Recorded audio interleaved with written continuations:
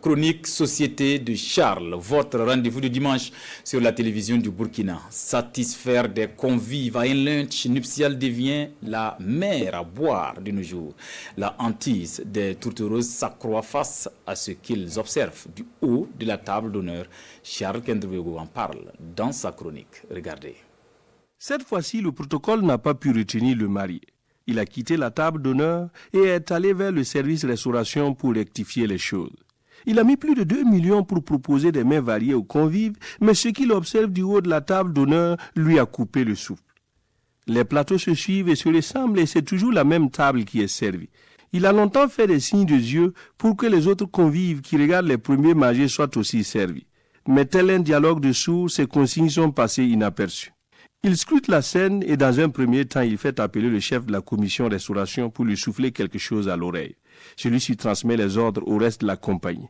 Quelques boissons seront vite convoyées vers les convives spectateurs et dans la foulée des assiettes jetables arrivent dans les mains de ces derniers. Cependant, rien n'a changé dans le service des convives. Le marié jeta un regard fictif dans l'assemblée et il constata que même son chef de service et sa délégation tenaient toujours des assiettes vides. Alors le marié quitta la table et sa femme déboucha en personne à la cuisine. Il tomba sur une scène incroyable. La nourriture débordait des bassines et les convives pourtant n'étaient pas servis.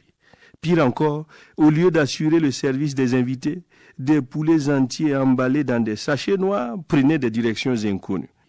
De la vingtaine de filles retenues pour le service, seulement 2 sont encore à leur poste. Les autres ont rejoint des groupes d'amis en prenant soin d'apporter à ces tables le nécessaire pour que la fête soit belle. Alors le lieu du jour se demanda: pourquoi n'ai-je pas fait appel à un service traiteur?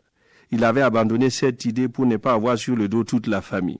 Des tantes et des cousines avaient investi la maison depuis 1 semaine et cela passerait mal que l'on mette de côté leur savoir-faire en matière de cuisine pour contenter un service traiteur.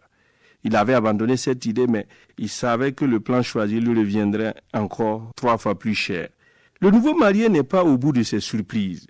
La bouteille de champagne qui trônait sur la table d'honneur s'est volatilisée et avec elle, le grand monsieur qui s'était improvisé maître de cérémonie. Selon les témoins, il a servi quelques convives, profité d'un instant d'inattention pour prendre la clé des champs, comme quoi il y a plusieurs manières de souhaiter heureux ménage à un couple. Et ça, ce couple en a eu pour son compte.